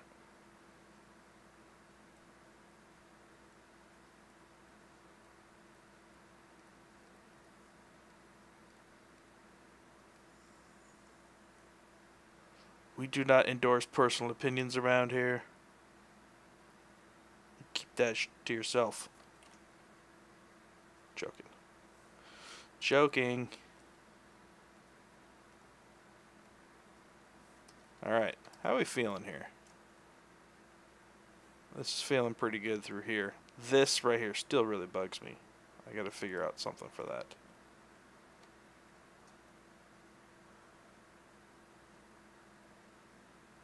This is starting to feel pretty good.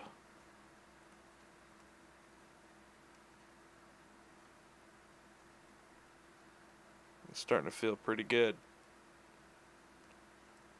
Alright.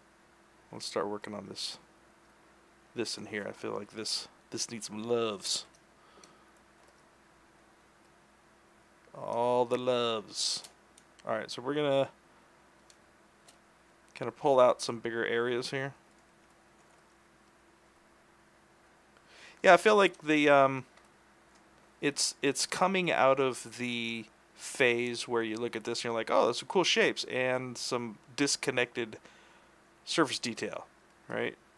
This is now coming out of that zone and into, well, something that's much more cohesive, as in, well, that's some crazy amount of detail.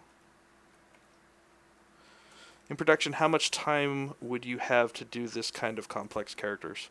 It's really about, when it comes down to production, here's what I've been noticing, and how I kind of wrap my brain around it is, okay, how much minimum time do I have, and how much maximum time do I have, right? So I go in between, like, okay, I need at least, probably for this, at least 2 weeks of 8 hours a day, I would say, to finish this whole thing. At least.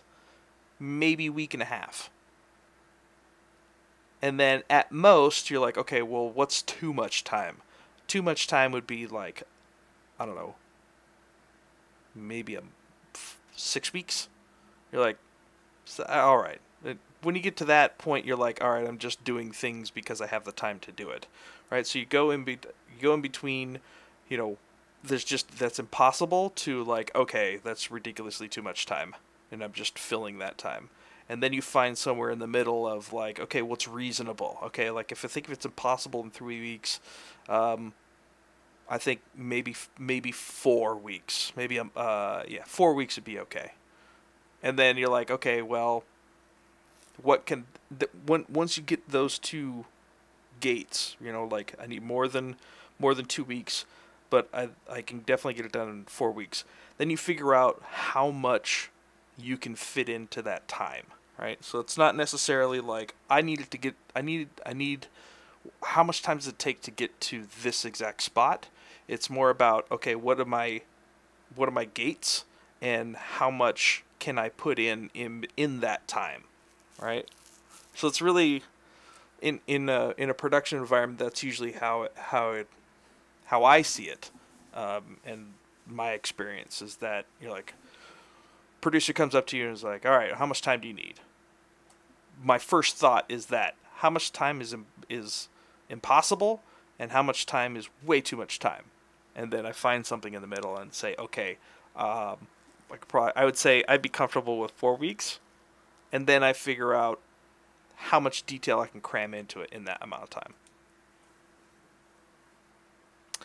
In this particular case, it would be just the high poly, because, well, I would take that into account too, right? So if I was approached to make this character for collectible, my first question would be, do I need to break it down into pieces and get it print ready? Because I would say it'd probably take 3 weeks or so for the sculpt, and then another chunk of time to get it prepped and ready. If somebody else is doing that prep, then I can just be like, okay, well, 3 or 4 weeks, and I'll hand you the sculpt, kind of thing. What's up, Carls? How you doing, man? Thanks, buddy. 40 is the landmark, that's for sure.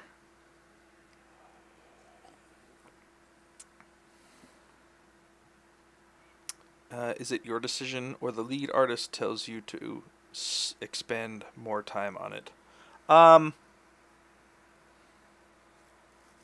You just kind of have to feel out the art direction.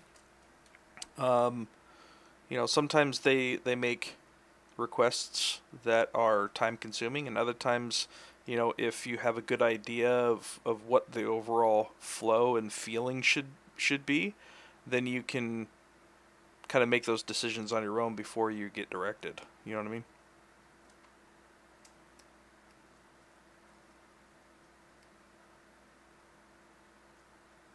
Know what I mean?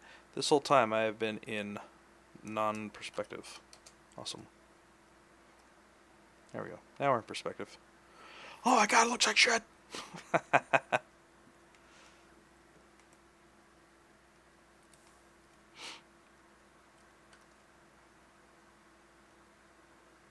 Okay. Alright, we're working on the back of the arm here. I'm gonna fix this. This thing is freaking bugging me.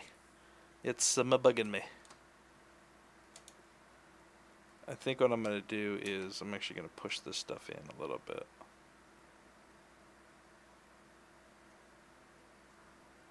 Maybe we'll just go completely inverse with this curve and actually just bring this in, and then we'll kind of fan this out a little bit, curve this a little bit more, Right now it's like it comes to kind of a point and then comes down, or where this is really flat down here. Or if this was a fat deposit, it would be more curved down here, right? Where the weight of the fat would be.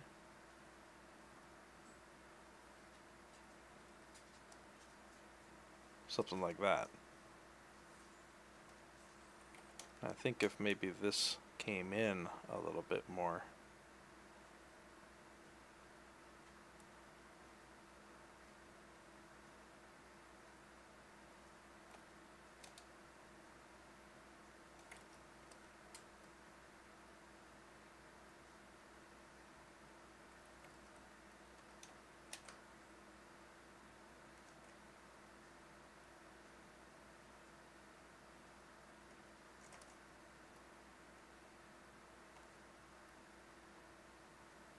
Yeah, see what that looks like.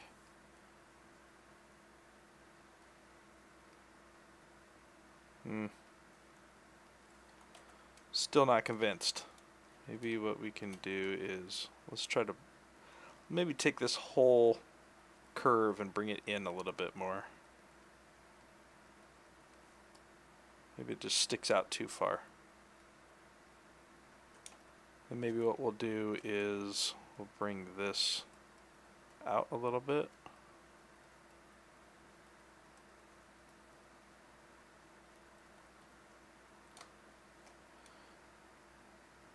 And we'll expand this curvature down here a little.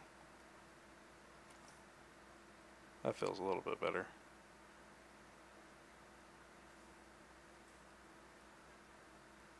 It definitely feels like a fat deposit and not necessarily muscle. Which is good, that's what we want. What's up, James? How you doing, buddy? Thanks, man. It's all practice. All practice, man.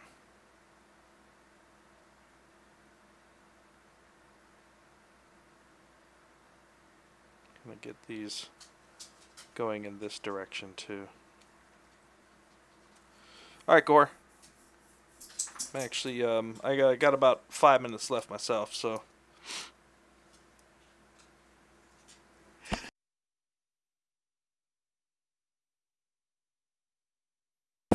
Holy cow, my face almost just came off.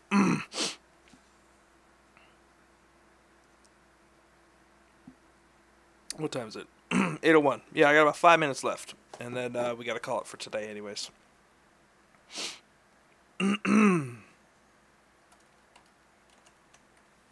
Okay. So let's start getting some of these shapes through here as well.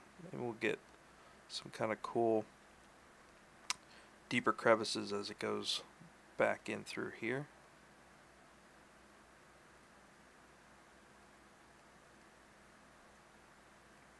We'll just start designing some of these smaller areas here. Oh yeah, I do plenty of hard surface stuff too.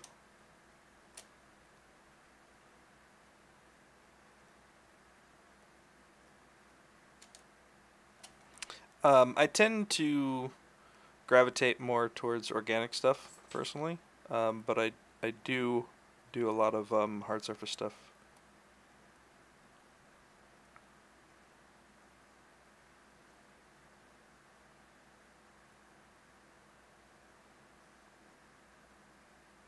Alright, so we got these nice kind of connecting shapes that are happening.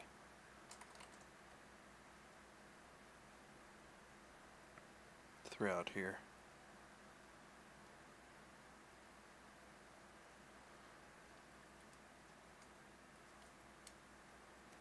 Alright, so then we'll get into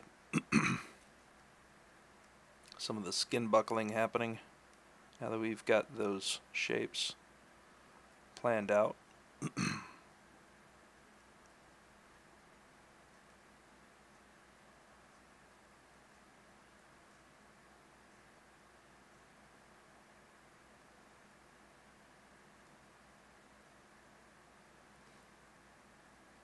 Just imagining the weight of the skin pressing down on itself, kind of doing some of this buckling.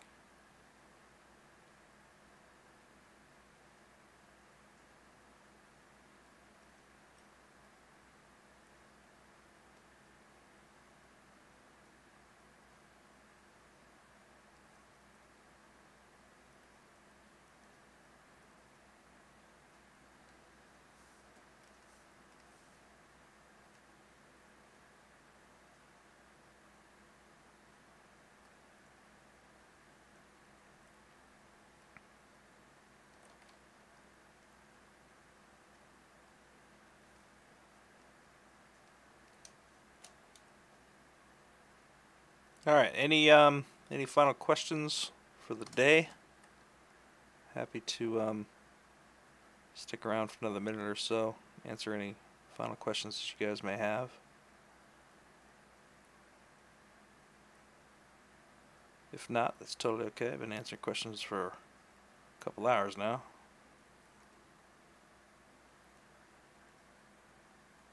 Yes, this is for print pipeline. If this was actually for game, I wouldn't pose it out and sculpt it out this way. I would do all the sculpting in a pose. This particular project, though, even though my title says for video game art, this particular project that I've been working on is for collectible and statue pipeline. I have a question. Character artists working for games, apart from doing game models, do they do like models for printing, maybe marketing, and all those kind of stuffs? Sometimes I saw that character team are not so few people, but there are not that many characters in the game, so I suppose. Yeah, you'd be surprised how much work goes into like stability control and optimization and stuff when it comes to characters. It's not necessarily just I make a character and that's it, you know. There's a lot of work and time and effort that goes into stabilization and optimization, fixes, and all that kind of stuff. So you can work on a character for a year total, if it comes to that. But yeah, I mean, it really depends on the company and the project.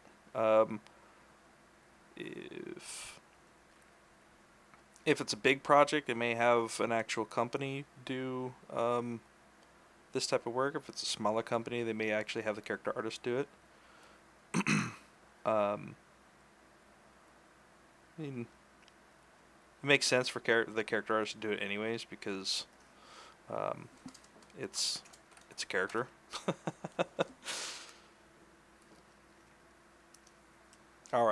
All right, guys. I think I'm gonna call it for the day. We're going to continue trudging on with this guy. I think I'm actually going to do 3 streams this month, so there's a couple weeks. I think I'm back right after Thanksgiving for like almost back-to-back streams. So we're gonna work on trying to get this guy finished up. There's still lots of odds and ends to do. Like this whole leg is low res. We got to do all of this work. We've got to do all of this work. There's just tons of accoutrements and stuff that we need to put on him. His arm needs a bunch of work. We've got to finish up the head. We got to finish up this neck piece back here. The whole base. His toes are still gross. So there's still plenty to do. So we'll get there. We'll get there, and then we'll have this a magnificent pile of something or other at the end. But yeah. Alright, guys. Well, it has been fun. Thanks for all the awesome questions. Thanks for coming and hanging out. And we will see you guys very soon. I hope you guys had some fun. I hope you guys learned a couple things. But most of all, I hope you were inspired to go make your own cool stuff. So do it. Get out there and just make some stuff. And make it cool. And then make it better. And then make it awesome. And then make it ultimate. Alright, guys. Gotta run. I will see you very soon. Have fun. Hasta luegos.